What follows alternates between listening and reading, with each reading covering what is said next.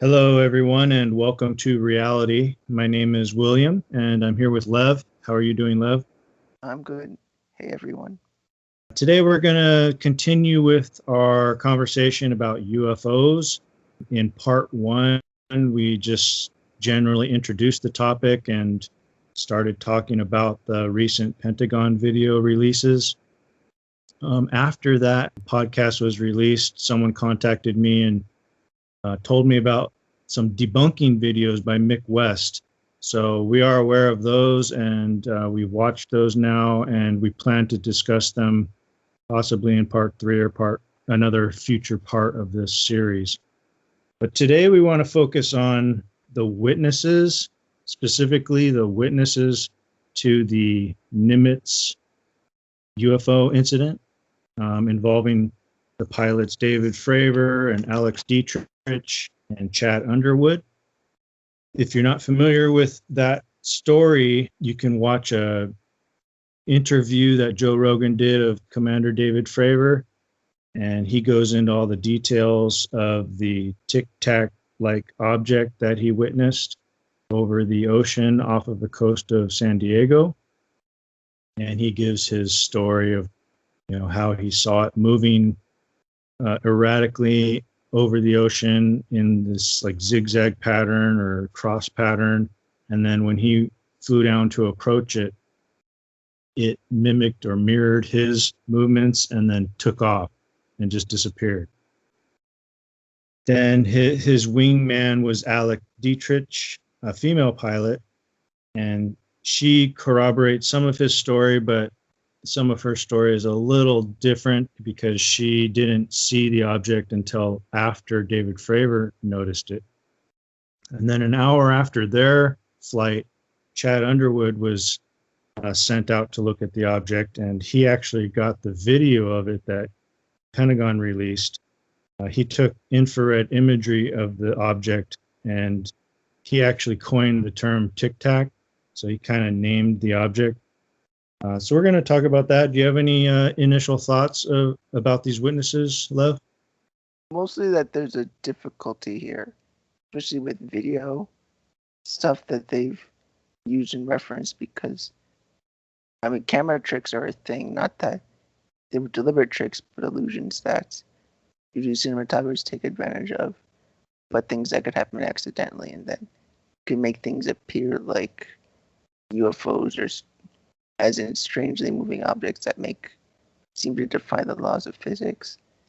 That's always an issue in these discussions, but even focusing on eyewitness testimony is difficult because not only do you have to rely on them telling the truth, but whether or not their memory is as precise as they think it is.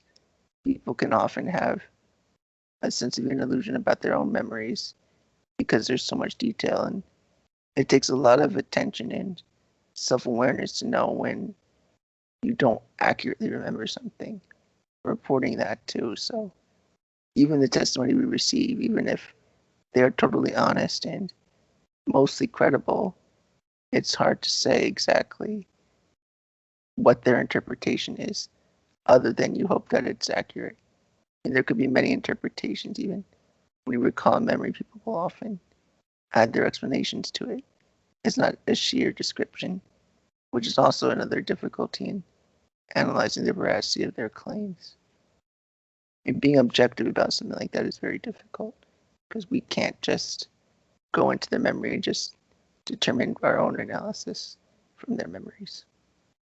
Yeah, this is an example of why the scientific method is so important to achieving certainty on something. It's eyewitness testimony, there's problems with it, and it's hard to rely on it sometimes, especially when claims are bordering on the impossible or supernatural or alien. So as a second-hand witness, you're just getting your information from the first-hand witness, and so you don't have any direct evidence. We, as the audience of these first-hand witnesses, have to determine the credibility of the witnesses, and I think that these pilots have a lot of credibility, so that's a plus in their favor. Yes. Obviously, they're highly trained observers and pilots, and they know what goes on in the skies. We don't have the knowledge or experience they have. So when they're saying things like, this can't be a bird or a balloon or a plane, it's hard to argue with them. They are better at observing these things than we are. I think in order to challenge their view or their position, we've got to have some like really solid logic and reason behind our argument. I know we'll discuss Mick West later, but he's come up with some analysis of the videos themselves. But if we're just talking just about the stories coming out of the mouths of these eyewitnesses, it's hard to argue with them. The best I can really say is that they are telling the truth about what they saw, except they interpreted it wrong, or possibly interpreted it wrong, and like got the elevation wrong. They didn't realize they were, looking at a balloon when they thought it was, or they thought the object was closer or farther away than it actually was. But then you get people like Luis Elizondo, who is in charge of investigating these things, and he says there's data, that supports their claims. So, but we don't have that data, like Mick West would say. So it's hard for us to have a full perspective or the full context to inform our evaluation of the witnesses. And that made me think, which other witnesses do you think is the least plausible or least important to listen to? I mean, we're being careful about how to analyze these things, but what would be an example of someone we shouldn't listen to as evidence, or that has not much to offer for us? Of the pilots? Yes. Well, David Fravor says he had eyeballs on it, so I'd say he's the most credible. Chad Underwood didn't see it. He was looking at it through the FLIR imagery system. Yep. And then Alex Dietrich, she said she had eyeballs on it, but only for a brief moment. She didn't see it as long as David Fravor did. So I would say Chad Underwood's the least credible, because he didn't see it himself with his own eyes. So if we were to dismiss anything, it would be whatever he says about it, because he's just interpreting what he thinks the FLIR imagery says about the object. Yeah, that could be easily deceptive, I think, or even just not tell you what you think it tells you. For example, he didn't really see the object. He saw an image of the object, and he named it Tic Tac. Now when people think of this object, they think of a Tic Tac shape, and already you've got a bias there. I think I don't think it's been confirmed that it's Tic Tac shape. I think David Fravor uses that term, but I'm not sure he can support that with his eyewitness statement, because he says it was kind of round, but it also had these things coming off of it. So it wasn't exactly just a plain round oblong Tic Tac shape. And there was a still image taken by another pilot on his camera or his cell phone, and that image seems to support what David Fravor was saying, that it's kind of like a disc shape with little appendages coming off of it. But it's a blurry photo and you can't really make it out very well. So it's I think there's something out there. I think these people did see something. It's just not clear what they saw. Well, I could put it in one way, that it could indeed be a very peculiar object under heavy research, but it doesn't necessarily need to mean that it's even defying laws of physics, even if it might appear to me. I mean, it really could just be a top secret aircraft.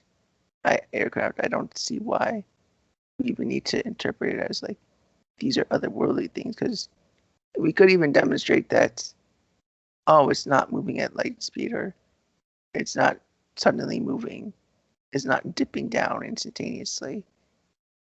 we could even conclude all that.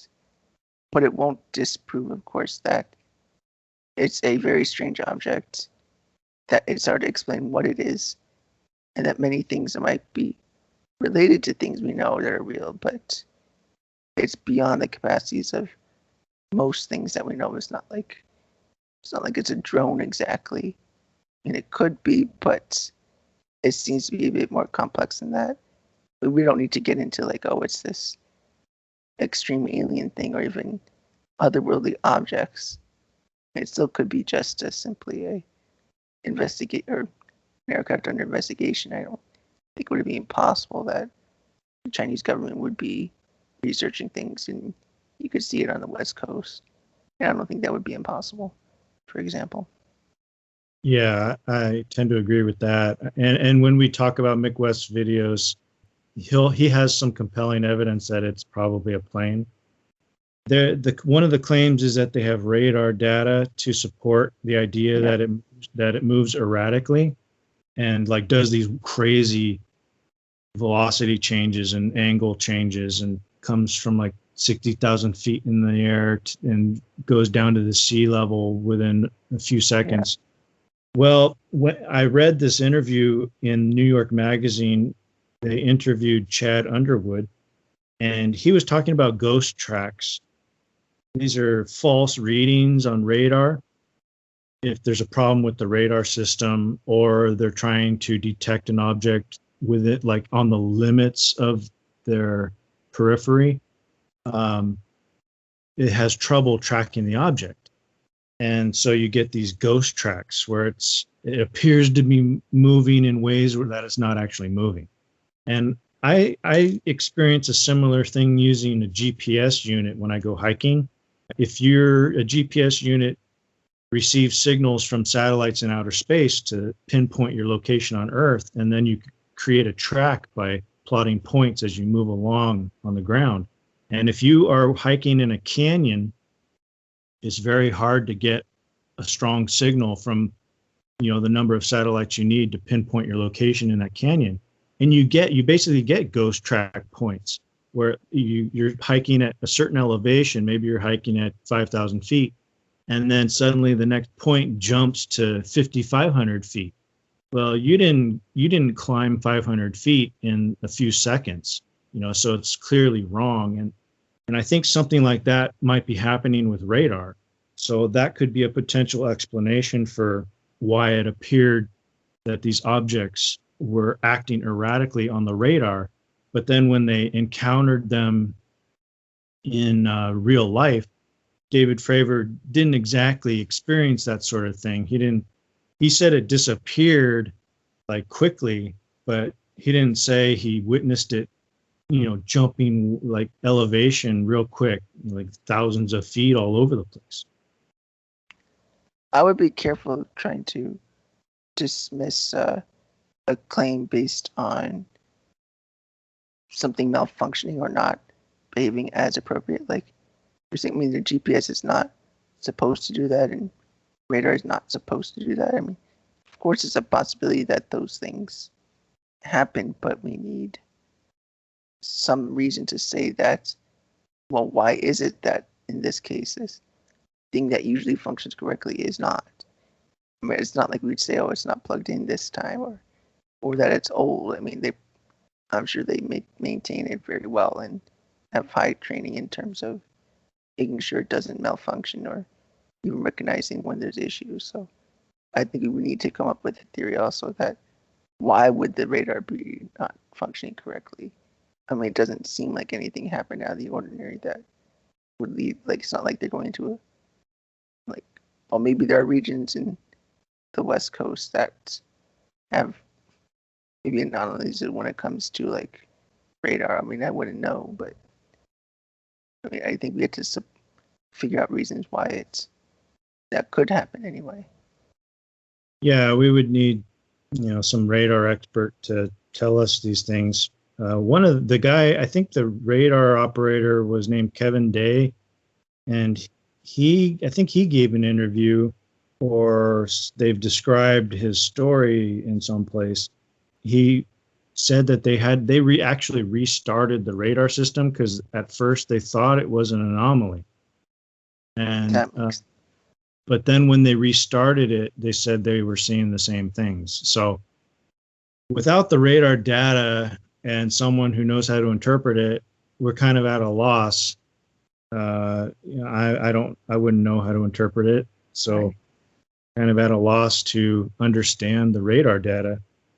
But I think it's possible. I mean, just from experience, just like limited experience, you know that if you have a machine and it's operating at the extremes of its capacity or ability, it's likely to break down or malfunction or or something if you're pushing it to its limits. So we'd have to know, was the radar machine being pushed to its limits? Yeah, or it's in a sense you could illustrate things because it's like at the edge of its functionality. Like you're detecting radar or detecting light or whatever it is you're detecting, whatever kind of thing it is, there are limits of the boundaries of that wavelength or whatever it might be. I mean, it's not like a radio telescope can detect visual light, even though they're still light waves of some kind, both of them. I mean, they have the different wavelengths. But at the edges of that capacity, like to even human vision, it starts to become like difficult to see what you're looking at or difficult to interpret. So that would make sense that we can know that something weird is happening. We just don't know what exactly is the weirdness. It's probably more than a weather balloon because there are other weird things going on that can't be simply described by a weather balloon. Even if we can describe it all rationally as even like experimental aircraft. But there's still something very strange, something out of the ordinary. Yeah, and another thing that Chad Underwood said in that interview was that he can't confirm that the object acted aggressively when in his video it shot off to the left of the screen in the end of the video. That movement off to like the quick movement off to the left of the screen is a contentious issue and something that Mick West tries to debunk. And I noted that it doesn't, I don't even know if it needs debunking because Chad Underwood himself said he can't confirm that it accelerated off the screen. So Yeah. he's, like you were saying before, a good witness admits his limits to his perception and memory. I think Chad Underwood is doing that to a degree here. He's saying, well, I can't explain it. I don't really know if that's what happened. Yeah, I mean, even my untrained eye looking at that video doesn't seem like even particularly anomalous to me. There's just something going left. Like, I mean, it moves in a way that is difficult for me to interpret because I'm not used to looking at things like this. Even the quality of the video is hard for me to look at it, but it's nothing that made me like, oh my God, how could that happen? It's just like, this is hard to interpret, but it's not like shocking me beyond belief. Right. We can classify the video in terms of clarity, I guess. First of all, these aren't very clear videos. So No. you would expect for a high degree of certainty, you'd expect to need a high degree of clarity in the video so that you naturally know what you're looking at. You can detail it, document it, describe it really accurately. And we definitely can't do that with these videos. So it's hard to conclude that they're actual alien technology or something like that, without clearly seeing what it is. What do you have to say about Alex Dietrich? We didn't talk about her testimony much yet. So she was interviewed by Mick West. She seems like a clear-headed person. I mean, they all seem fairly clear-headed. They have to be, that caliber of a pilot. Her story is that she basically backs up David Fravor. She defers to him because she was his wingman, and she was focused on not flying into him and basically backing him up and protecting him from a distance. And she also says that she was a junior pilot. She was a lieutenant commander, and she didn't have a whole lot of experience in that jet. So she was in training. They were actually on a training mission before they were sent to check this object out.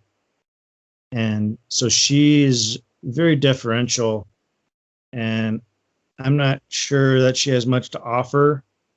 She basically just says that, there was something.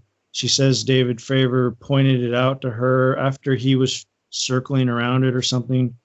He said for her to look down and look at it, and she did, and she saw something. But she says she only saw it for a couple minutes or something, and then it flew off.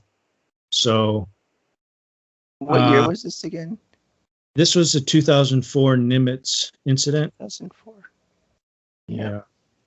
And the passing of the years also plays tricks on your memory, so it's hard to accept their stories at face value because of just the oddness of the story and also the time lapse.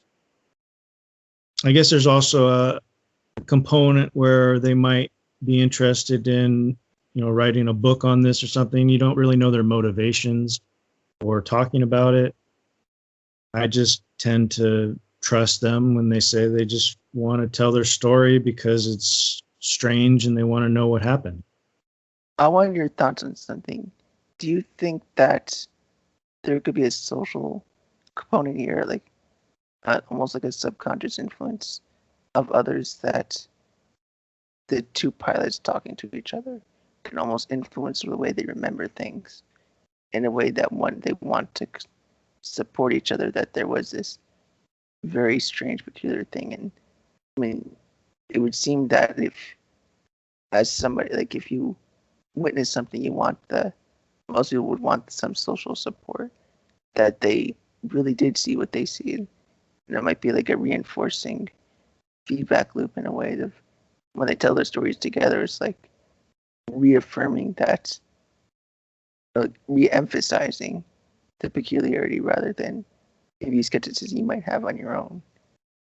Yeah, that's certainly a possibility. I think that you see that with all kinds of social interactions. Just someone who doesn't really have a strong memory of a situation or doesn't really understand what went on, and then they defer. It seems like Alex Dietrich was deferring a lot to David Fravor because they're a mentor or a teacher or someone who they trust.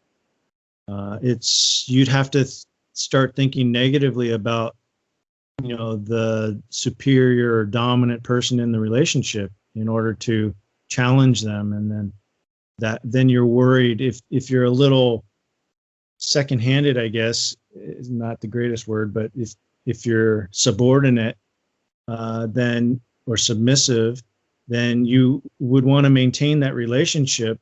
And then if that's your goal, you would hesitate to disagree or do things that might cause strife within that relationship. So there's all kinds of social dynamics that might be going on. Also, Alex is a female and David's a male. That might have something to do with it.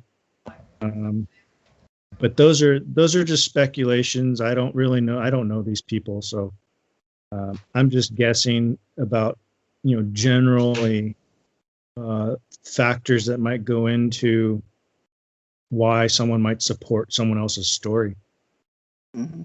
So apparently there's this stigma of pilots reporting UFOs. David Fravor said something about the crew giving him trouble afterwards, or telling jokes about his experience, and they would play alien movies for movie night. And so there is that, but I don't know. My experience being around adult males and, just adults in general is that you keep it professional to a certain extent, and, they've got to report what they saw. and then people have to decide on their own if they're going to take it seriously or not. So there might be less social pressure than you think in regards to UFO stories, because there's already a stigma attached to it.